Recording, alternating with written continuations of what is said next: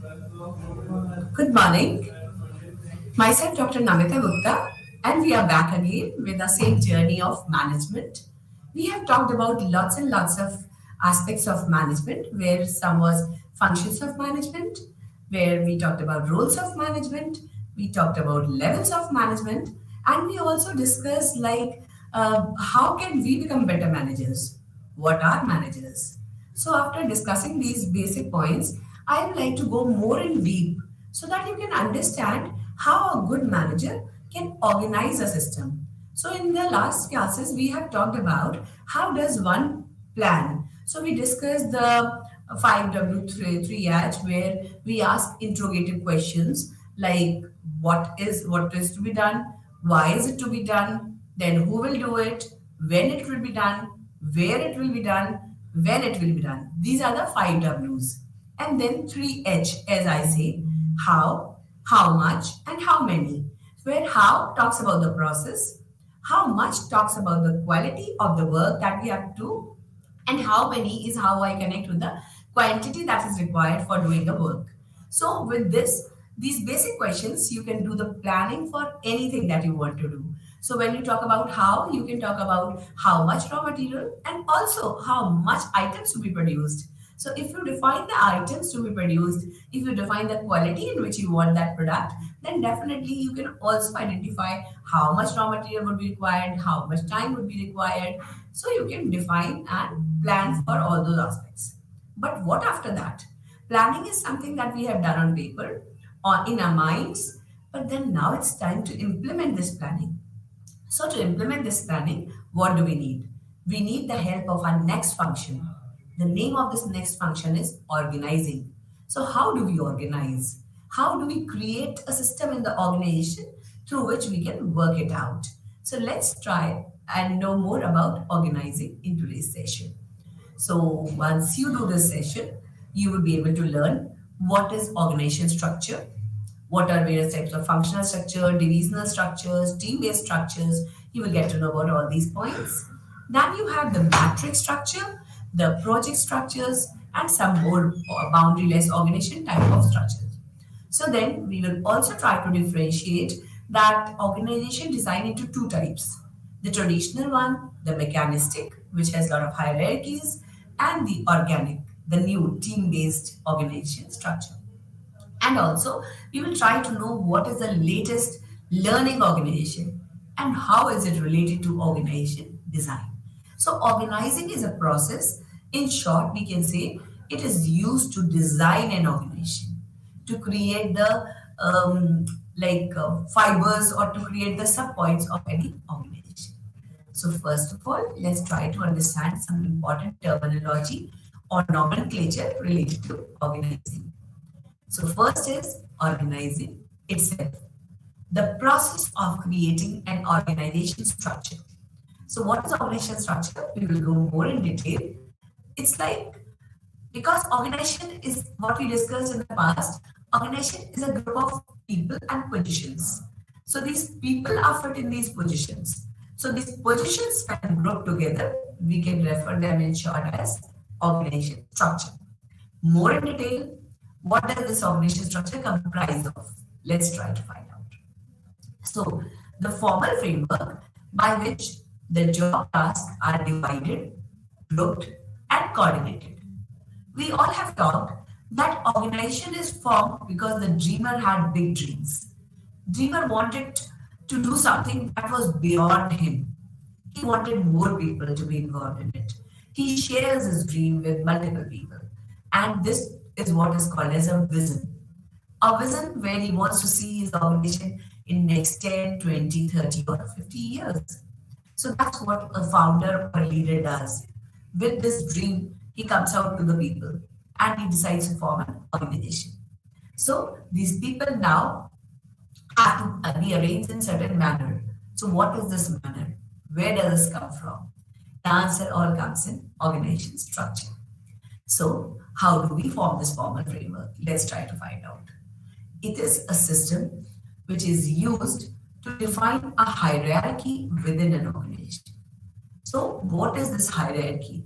A hierarchy is a level-wise approach used in the organization, where different roles are identified based on their functions and where these roles are interrelated with each other through a reporting relationship.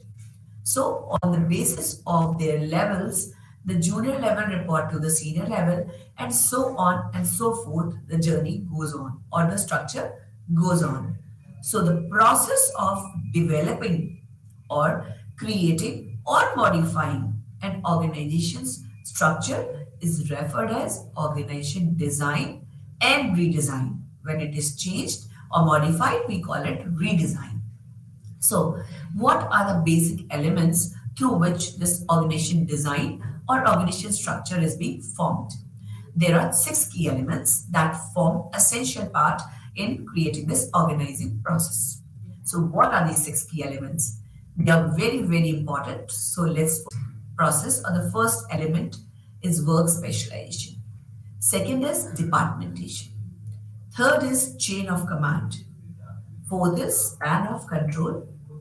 Fifth is centralization and decentralization. Sixth is formalization and centralization. So, a quick look at the process of organizing before we move on to these elements. What are we doing in organizing? We are identifying and classifying various required activities which we need to finish a work or to meet our goal, whatever we have planned at the first place. So then, the work is big. It cannot be done at once. Therefore, this work has been first being listed down. When we say identification, it means list down all the small tasks that are to be done. You can relate it with a marriage that might have happened in your house or a college function which might have happened. So let me relate it with this example of a school function. You all have been to your schools, to your colleges, and you will be able to relate with it better. So let's think about an annual function in a college or a school. So what happens? We identify that okay, the guest would need to be invited. A list of guests has to be prepared. These guests have to be invited. These guests have to be welcomed. These guests have to be maybe sent transport. These so this is one part. Then once these guests have to come, then we need to entertain them. So what all needs to be entertained done for this? We need to create a stage. We need to develop programs. We need to develop a kind of group of people who will be conducting those programs. They will practice in time so that they are ready with their wonderful event. Then we need to look for that these people who will perform, if some competitions are happening, then the prizes also have to be given. The felicitation to the guests also have to be done. The breakfast and the eateries have to be arranged for these guests. Breakfast, snacks, lunch, dinner, whatever is needed. Maybe at times the stay of the guest also has to be taken care. And then for all of this, you need money, the budget. So you need to organize a list of items that you need to buy, the any kind of items on which the money has to be spent, any kind of activity that needs time and efforts to be done and then done in advance, all is listed. This is what we are referring as identification. Sorry. So this activities, once we have identified, we then classify these activities. We don't want to club all various type of activities in separate sections. So what do? We try to group the activities which are necessary to attain an objective. So let me tell you, I gave you a big list. In this list, we can divide these in the form of, we can group them. Let's say the first part is invitation, welcoming and invitation. So there would be a team of people who will create a list, design the invitation card, send them in time, call those people to ensure that they receive the card, identify the transportation arrangement, etc. of these guests, create some escorts who will welcome those guests. So this all is called as the invitation committee or the welcoming committee. Now, second essential part was the welcome and entertaining of these guests. So the stage, the performance part. So maybe we can say there would be two sections of this. One, the stage preparation. So we have the stage decoration committee. Then there would be second part of the same would be the performance committee. So these two committees will be taken care by one head, the stage head, and he will take care of both the decoration and the performance. And then it may be divided into further two sections, stage decoration and stage performance. So now for different performances, let's say one was beauty competition, another was dance competition, another was maybe fashion show, another maybe a cookery show. So all these different shows may have different heads and they're grouped separately inside the subgroup of stage performances, inside the main group of stage. So again, grouping was being done. Then we could have the third committee, the refreshment committee. So they will identify how many guests are there, how many hosts are there, what should be their snacks arrangement, what should be their lunch arrangement, what should be their dinner arrangement. Every person is listed down, the cost for that, all the items is being listed down, and it has to be budgeted. Then there would be a finance committee. So, because nothing happens without finance, so the budget committee would need all the committee heads to provide their budget of how much they would need to get their work done.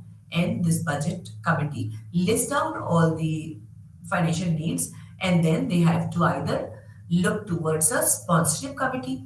The sponsorship committee reaches out to various private bodies, government bodies, organizations, and they ask them for sponsorship of the event. So these committees, what do they do? When they look for sponsorship, they connect with various organizations, and then these organizations provide them funds. So they get budget, and on the basis of what budget they have collected, and if the school or the college is also providing some budget, then they can add that to the budget. Now, once this budget is identified, on the basis of this identified budget, they now confirm how much they want to kind of get done, or like what they can permit the various other heads, and they let them know this is the maximum that we can provide you. So that now the groups or the different heads design accordingly.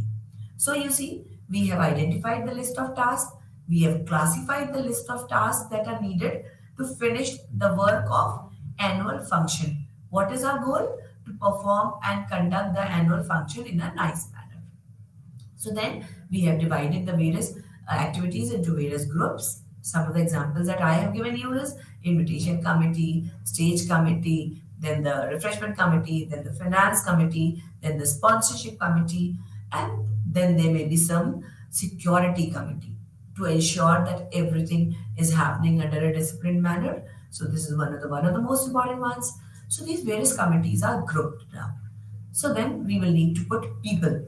We will need to assign people to these committees. So assignment of each grouping to a managerial position. So when we talk about organization, I gave you this example to help you understand. So now coming back to our organization, we also in organization have various variety of tasks to be done. So if you remember, we talked about functions. So HR function, marketing function, production function, then IT function, maybe research and development function. What are these? They are grouping of.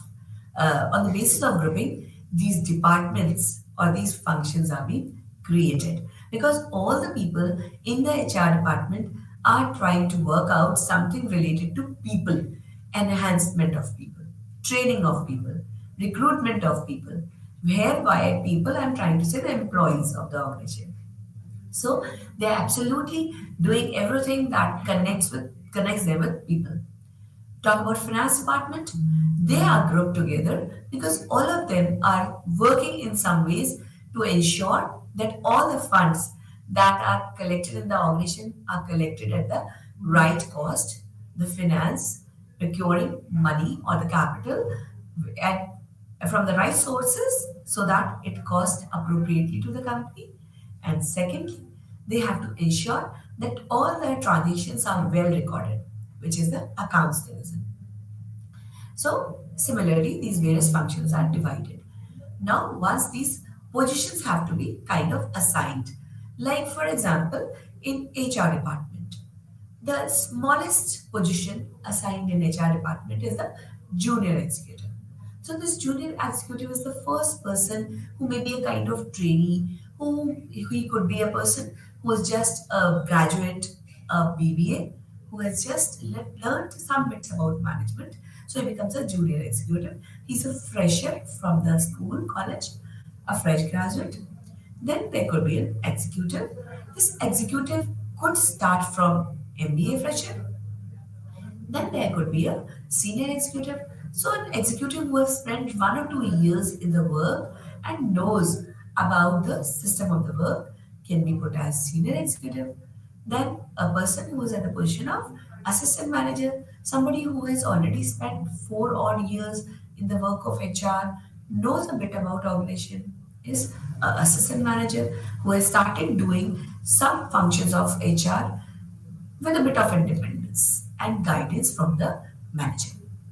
Then the next position is manager, a person who is having complete knowledge of the various functions of HR. Then we have the deputy manager. So this deputy manager is somebody who has ability to even troubleshoot some issues that come in the functions of HR and guide the manager. Now this deputy manager has a head. He reports to senior manager HR. The senior manager HR is an expert in most of the functions of HR and is able to supervise all the people underneath him. He reports to general manager HR. This general manager HR is a expert in HR. He is also good at connecting with external people related to compliance, licensing, and is also connecting his organization and trying to get information about the new changes in laws, keeping updated with the policies of the government, and he is trying to establish a good relationship between the internal environment and the external environment. So that is what we are referring to as general manager HR. And this general manager HR, he reports to the CEO of the organization, CEO or the MD of the organization. So what I have indicated to you is a list or is a series in the hierarchy of HR department. So how are we dividing these positions? These positions are divided on the basis of the authority delegated, which is necessary to run that particular role. So these positions can be coordinating horizontally or maybe coordinating vertically. So vertically is when they are connected with somebody of a higher level. Horizontally means when they connected with the people on the similar level of hierarchy.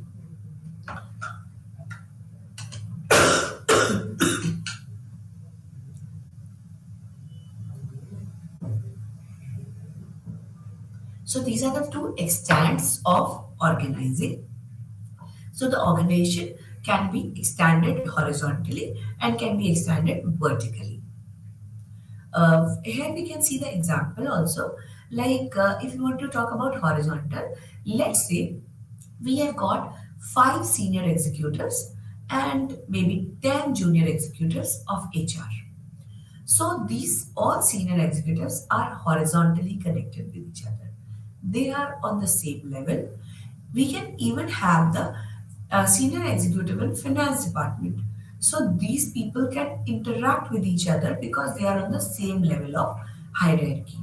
But if a senior executive of HR has to connect with the manager of finance, then they need to first get in touch with the senior executive of finance.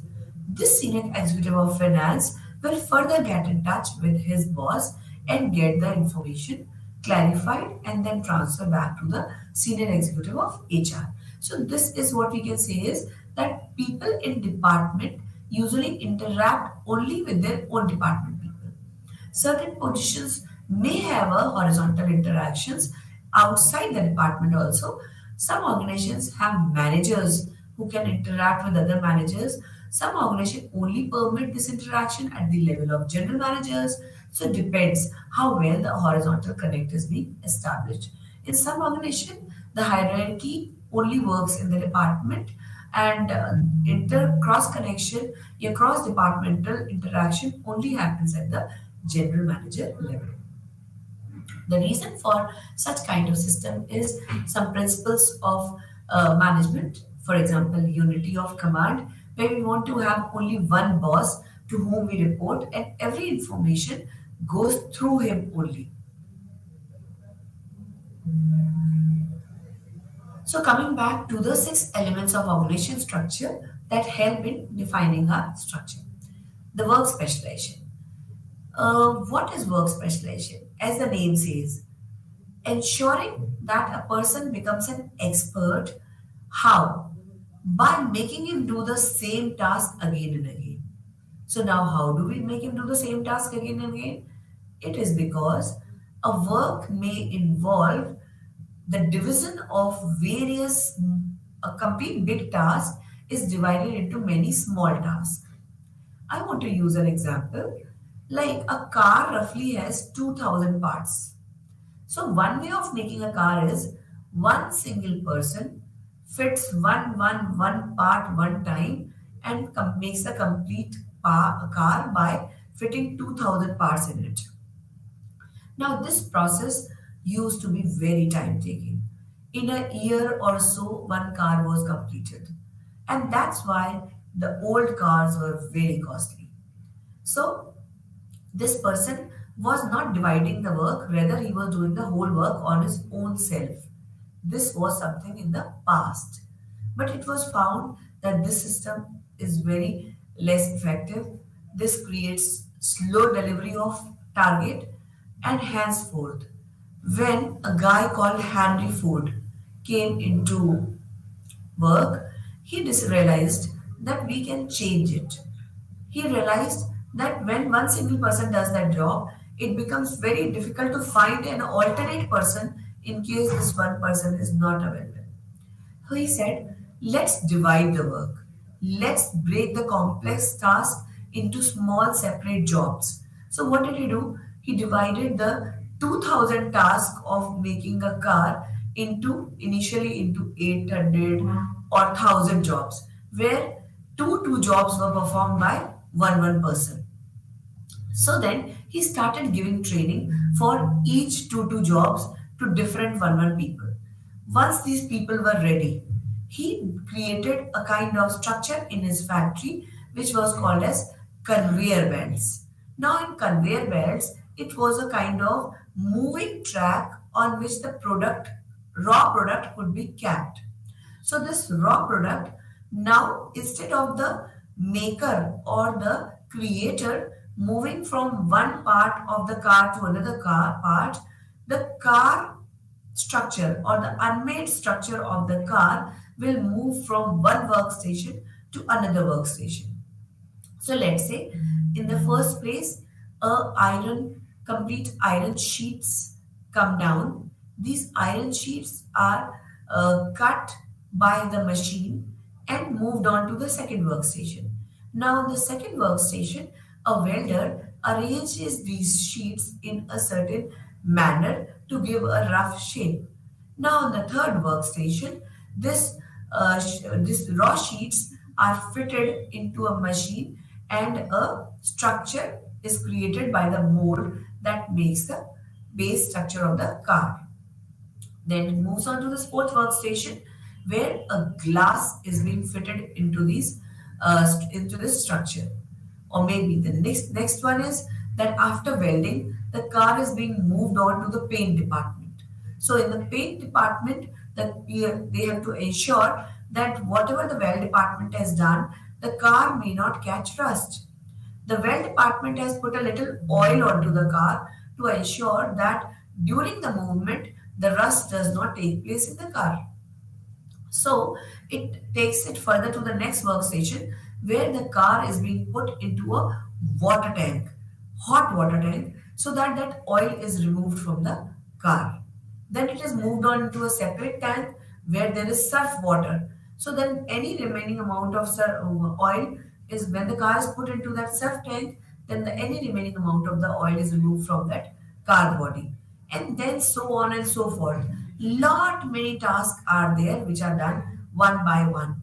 So now a car is produced with the help of, let's say, if we are saying, let's assume, this is not an exact number, but let's assume car has got 2000 products and one person is creating, like let's say, one person is doing two tasks. Therefore, we need 1000 people to make one car, right? So if a company puts the two conveyor belt, and in this conveyor belt some people are put at left and some people are put at right. Let's assume there are 500 workstations both sides. So each person is doing two jobs in the car. So the car moves at each workstation for, let's say, 1 minute, and in this 1 minute the car is getting fitted with a new element or a new part. So the time may not be fixed. The time may be devised or computerized or planned according to the time required for the task. So this is how you see now the modern car. This is what we call as assembly line. So in assembly line system, a car moves from one workstation to another, from one labor to another, instead of the laborer moving to the car. So through this method, on the conveyor belt, there is not one car, but there are 500 cars can be put on this conveyor belt. So when first car moves to the second workstation, a second car moves to the first workstation.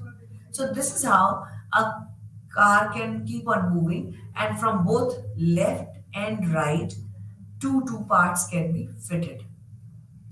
Such kind of production system is referred as assembly line, and such kind of track on which the car moves is called as assembly line. And in this assembly line, it is not necessarily there is only one assembly line. A company can create 10 assembly lines also, or more than that also, depending on its own capacity on which it wants to run its factory. So this whole process, now every person has to do only one single job. They are only fitting two basic parts into the car. In a day, let's say they are making 100 cars. So that means 100 times they are fitting the same product. So when they are repeating the same task again and again, the task becomes easy for them. They learn how to do it better. And with every practice, they are improving. So, slowly, what you can observe is that people specialize in doing that activity, and but they are not aware about the complete activity. They are only aware about the activity that they are doing. They are expert in that. They are specialized in that.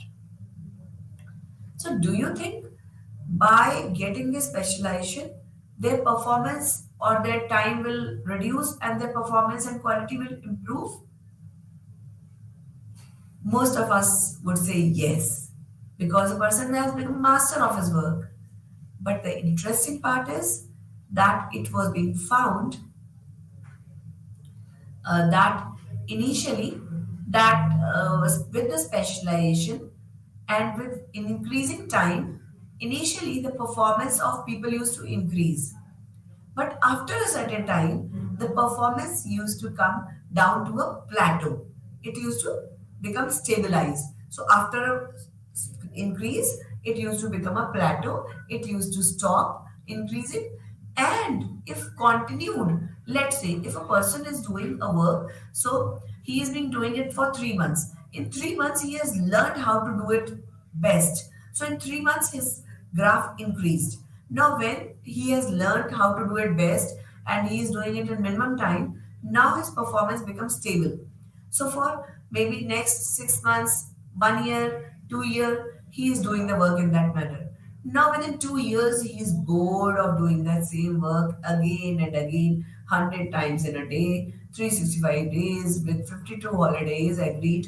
So then again, roughly more than 250 days, he's doing the same work, doing that work again and again and again, he becomes bored. And then what happens? His performance starts getting down. So it becomes a falling curve. His performance starts getting down because now he's tired and bored of his work. He does not find any challenge, any interest in that work. The work becomes monotone for him. And therefore, a solution for such kind of thing is that once a person is an expert in his work and his interest is lost in the work, before that, make him learn something new. That's why you might have heard a word called as multi-skilling. So in multi-skilling, people are taught different things. So let's say the person who was working or the employee working on station 1 has become an expert in 1 year on the work of station 1. So then for 10 days or 15 days, he is given a training where he started working on station 2 along with a senior worker. The senior worker teaches him the work first by demonstrating, and after some time gives him a chance to perform the work in front of him. He is demonstrating. And once the senior worker feels that the first worker from station 1 has started doing the station 2 task well, appropriately, then we can say that he is multi skilled for station 2 also. So, similarly, most of the company nowadays keep training their people at multiple jobs, at multiple workstations, so that in case if person from station 2 does not come, this person can fulfill the station 1 position if somebody else is there to do station 1 ka work. So this is how we can say that work specialization definitely improves the quality and performance, but only till a certain time, till the time the person finds it interesting. After then, again the performance starts going down. So it is not a source of ever increasing productivity. Initially, the productivity increases, but after a time, the productivity starts decreasing. So this was the first element of organization structure.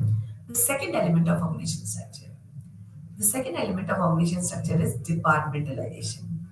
So as we were looking at the various functional departments, HR, marketing, finance, that is the first basis by which the jobs are grouped together. Departmentation, I hope you have all understood, it's a way by which jobs are grouped together. So when they are divided on the basis of HR, marketing, finance, production, then it is a functional division.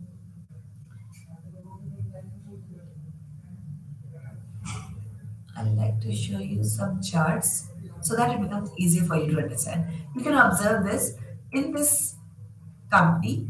There are these functions. So there is a manager engineering, manager accounting, manager manufacturing, manager HR, and manager purchasing. One thing that is missing in this is the line between all these managers, connecting them, and the line that connects the manager manufacturing and all these managers with the plant manager. So roughly you can see these are the various functions of the company, and these are the various functional departmentalization process. It's a diagram for functional departmentalization process where the employees are divided on the basis of their functions. Second type of category is product division. So again, you can look at this diagram, product departmentalization. So what is happening here is the name of the company is Bombardier Limited. This company has two type of kind of maybe product divisions. So like one is the retail accounts and the second is the rail product sector. So these two different categories, and the third category is the recreational and utility vehicle sectors. So these are the three sectors that you can observe, and the departments are divided or the structure is divided on the basis of these three.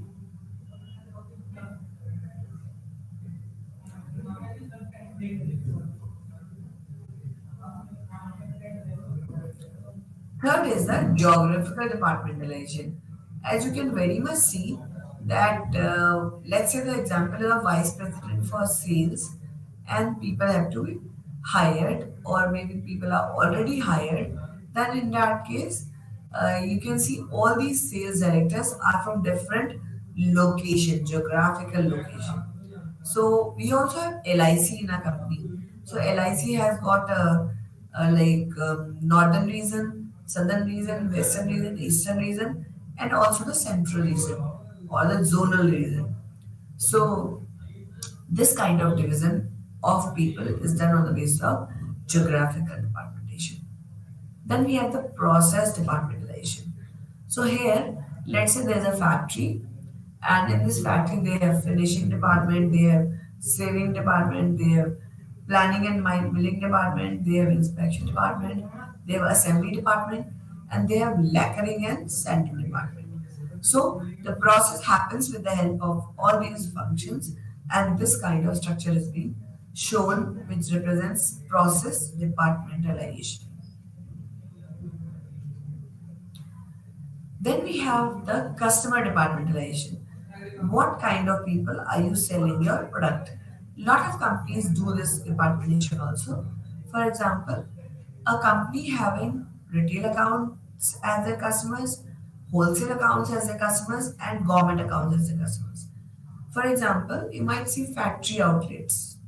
So in more cooperative area in NCR, there are factory lots and lots of factory outlets.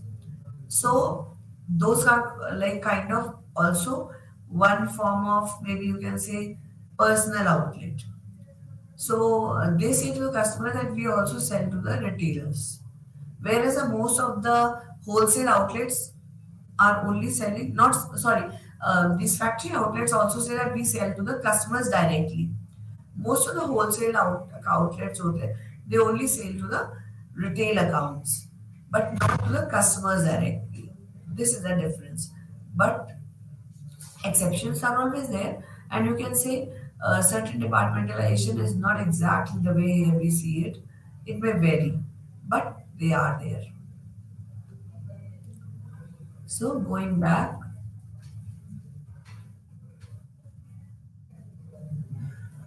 yeah.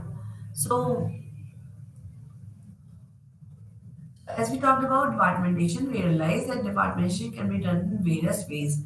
One is functional, where the groups are joined by job performance. Two, the product is like product is connecting the various jobs. Different job products are having different sections, divisions. One very good example of product division is we have product based organization and with departmentation. It's referred as in Johnson and Johnson. You see, one company, Johnson and Johnson, has got multiple products. So it may have its powder division, it may have its shampoo division, it may have its soap division, it may have its baby food division, it may have its like baby output division. So all these divisions are there divided on the basis of the product. Geographical, we have already seen. LIC was an example. Process, like for example, in Honda, a car division, we can have an example like painting, welding, assembly, assembly line or assembling. Then we had and assembly engine, where engine was fitted in the car. Then there was vehicle quality department, which used to inspect everything is going properly or not. Then we had like mm, quality department. So all of this is referred as the processes required to get a work done. And last but not the least, the type of customers whom the company is trying to put forward or sell their product. So now departmentation is a system that is needed when the organization becomes large.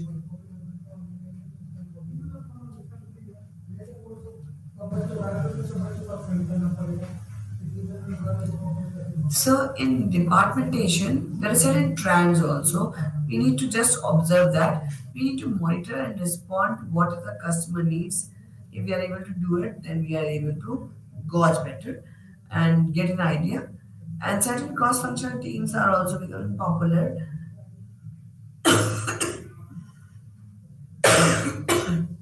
Sorry.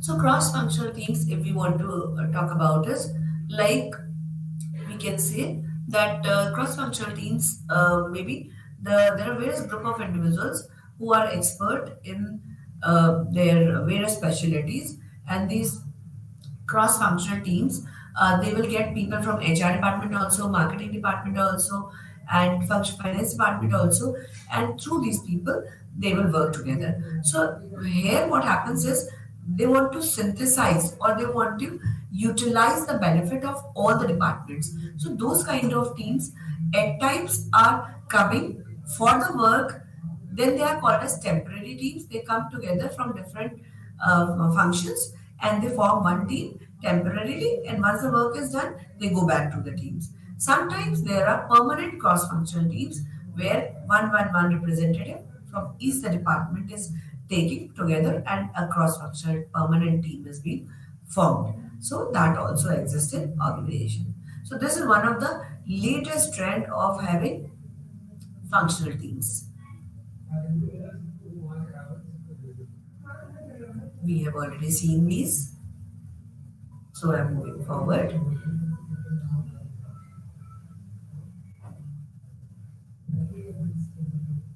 One very good example of customer departmentation is also like a company selling directly to the customer, a company selling to the retailer through the retailers, a company selling through wholesalers, a company selling to only B2B. So this is also one example of customer departmentation. So they have departments who only cater to those particular type of customers. Now, the third element of organization structure is chain of command. Chain of command means who holds the responsibility, who holds the authority, and how much authority is vested in the person who has the responsibility, and what is the level of unity of command is what we have to see. Then the span of control. Span of control can in short be said as the number of employees that a manager can effectively and efficiently manage. For example, let's say under one manager there are five junior executives. So these five junior executives could have been 10 also, but then a manager may not have been able to supervise those 10 people if the work that these people were doing was complex. Therefore, what is needed is that if the work is not very complex, then you can have a large span of control. If the work is complex, then the number of people should be less. So the number of people should be as per the task, ability of the manager, and also the maturity or capability and skills of the employees. So for immature audience or immature employees, you need to have a lesser span of control because you need higher amount of supervision. But for those employees which are mature, you need to have a lower amount of monitoring. Henceforth, you can say that a higher span of control might work with a more mature audience. You can very much clearly understand this that if you have to kind of teach nursery class students, you need to have lesser number of kids because these kids need lot of guidance. But if there are, it's about a departmental thing, like a professor needs to have a group of associate professors under him for a team or a task. He can have a larger span also because these people are mature and can handle things on their own self. Here you can see a example of span of control. So please understand, normally at times if there is a structure like this which has got seven levels, the lowest level has got 4,996 people, the sixth level has 1,024 people, fifth level has 256, fourth level has 64, and third 16, second 4, and first 1. So if these are the numbers, so then like what we can say is that with the level increase, the number of people decreases. People are lonely at the top, you can say. So please try to understand. Lot of students get confused that the span of control of the person at position 1 is 4096. No, that's not true. The span of the CEO is only 4, right? Because he is managing 4 general managers in the orange or in the orange pyramid or the orange organization, and in the blue organization the span of control of the CEO is 8, and these all 8 are general managers. So this is what you need to understand through this diagram. The fifth point is centralization and decentralization. So, what is centralization? It stands for the degree to which decision making is concentrated at a single point in the organization. So, we can very much say that in a lot of organizations, all the decisions have to be taken by the top boss only. So, in this organization, definitely there would be a hierarchy. All the junior subordinates will pass on their inputs to the top management, and then the top management has to see how he or she wants to treat those people, and finally will send approval or judgment regarding them. So, in this system, the process would be slow because the total communication is directed upward, and only when the boss has looked at the problem will he able to resolve the problem, which at times does not happen very. This does not happen very often. Sometimes the top bosses are busy, sometimes the middle bosses are busy, and the communication does not get transferred. So the centralized main point of centralized organization is that all the decisions are concentrated at a single point, and the single point person is the top boss usually. The opposite of which is decentralization. So here all the decisions are made by, or at least a higher degree to which most of the decisions are made by the junior people. So these junior people have got authority, a certain authority to take decision for a certain level of financial basis or whatever. For example, a junior salesman is able to take decision related to items which fall under the cost of 100 rupees. A senior manager is permitted to take decisions for products that are ranging between 1000 rupees. A general manager may be having the permission to return a product, or if there is a manufacturing defect, so to counter the action and create a new product, and also kind of take decisions related to, let's say, 5000 rupees. So this is how the whole hierarchy does not have to be disturbed. Let's say a customer comes with a product with a manufacturing defect of 100 rupees. The salesman has the authority, and he himself can take the decision and tell him that, okay, I am replacing your product. You write down your complaint, make him fill a form, and let him do it. So this is what is called as decentralization. Some of the factors that influence the amount of centralization and decentralization. It has been found that centralization is more when environment is stable. Low managers are not usually highly capable. Then the organization also kind of assumes that they have to fulfill things at their own end. Juniors cannot. Juniors are not mature enough to take the right decisions. They do not have a say. They are not permitted to communicate. That is also one possibility. The matter is very important and affects a lot of people, and the top management is not willing to let them decide. Then we have various decisions which are really, really important for the organization, or the organization, as we say, is facing a lot of problems. And finally, the effective implementation of the company. So, like anything and everything that is being done in the organization is in an effective manner, and through this we can say that mm, these organizations are more when they who permit centralization or who permit decision taking from one point, and the opposite is same as for decentralization. Usually, this happens in those organizations which are open, where the environment is not very complex, and where people are capable to take the good decisions. Then we have formulation. Formulation stands for the degree to which jobs within the organization are standardized. So, what does standardization means? It means the process in the organization are kind of freezed on the basis of certain parameters. So we can also define it the extent to which employee behavior is guided by rules and procedures. So this does not mean that anything in the organization is left on chance.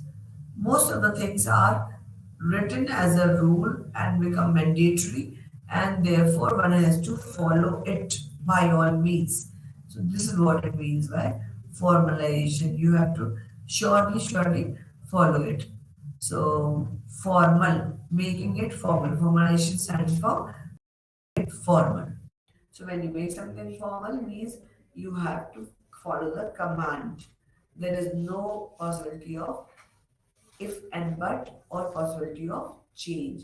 So very clear job descriptions are being mentioned that which person or sorry, which role or which job has got what duties. It is all very clearly defined. The organizations can also be divided into two parts, the formal organization and the informal organization.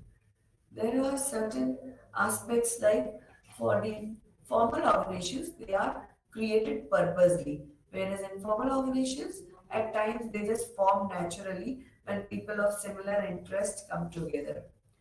The structure of the formal organizations is again formal. You may find out about more about it by looking at any organization where the roles are taken very stringently.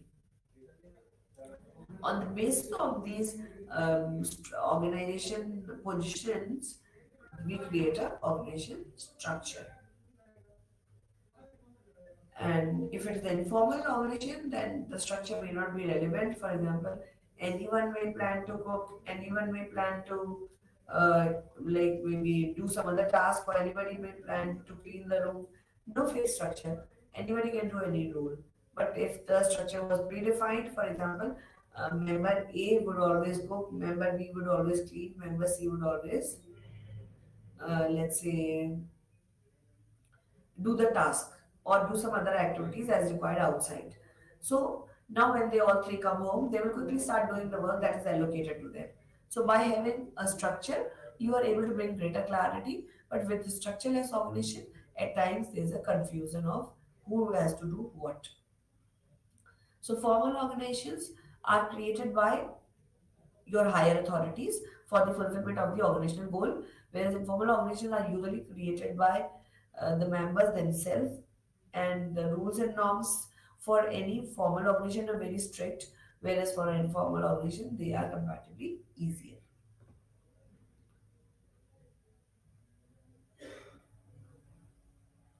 Few essential points of formal and informal: the size, the formal or the one like we can say.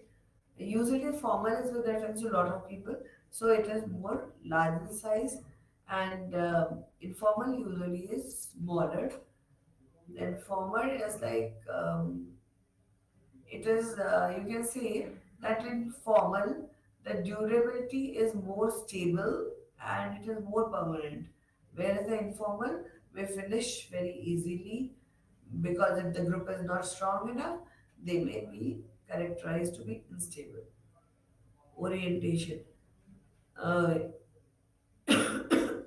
sorry. So orientation stands for like it is a impersonal structure where people have to adjust according to the orders, the authority, the commands given. Whereas informal organization is created by the volunteering of people who are of similar type, like your neighborhood cricket team, which is formed by you, or your classmates, or maybe your neighbors. So, if any new person want to join, they can easily.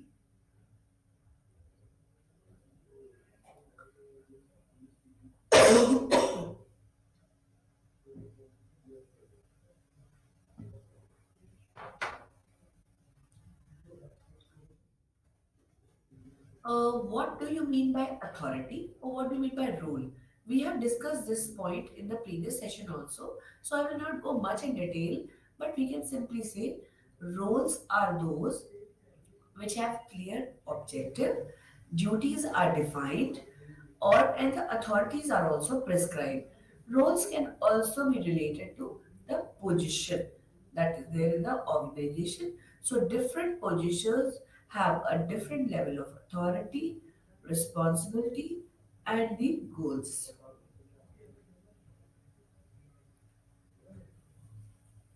These organization design can be put into different forms.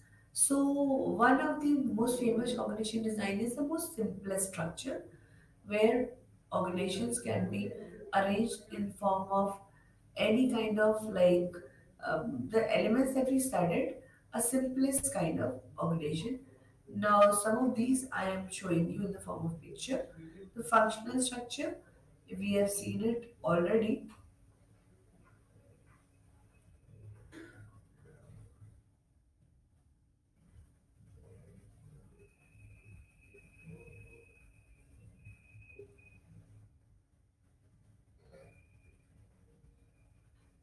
Sorry.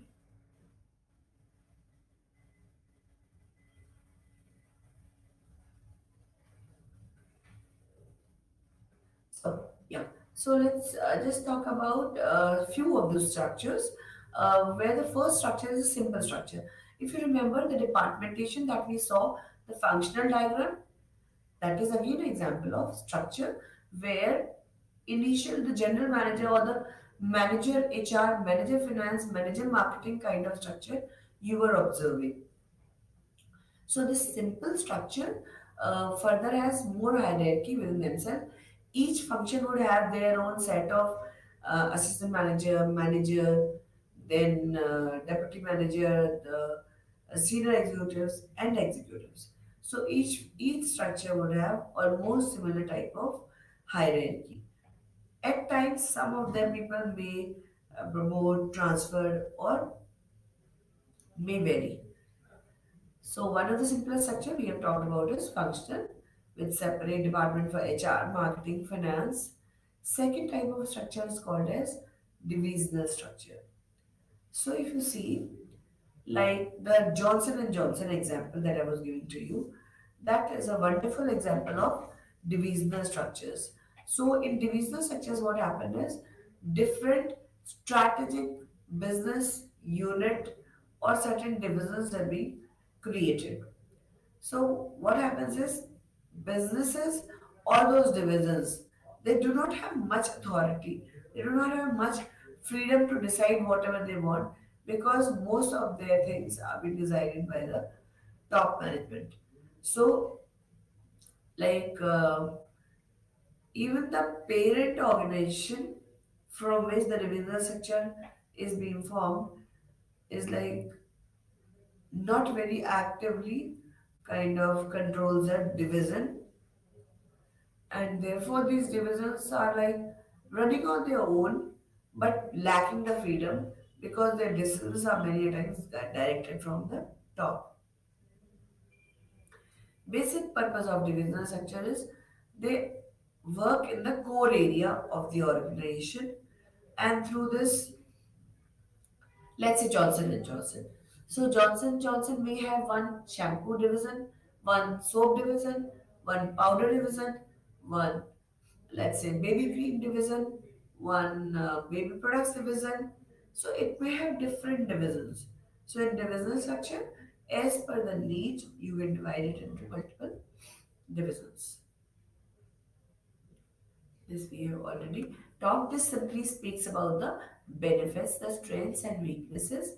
So where simple structure is fast and flexible, it at the other hand, though it is inexpensive, but its weakness is that it becomes stagnant very soon as it does not grow. The structure remains the same with the organization, but more codes, more divisions are being created, which are not mentioned in the simple structure.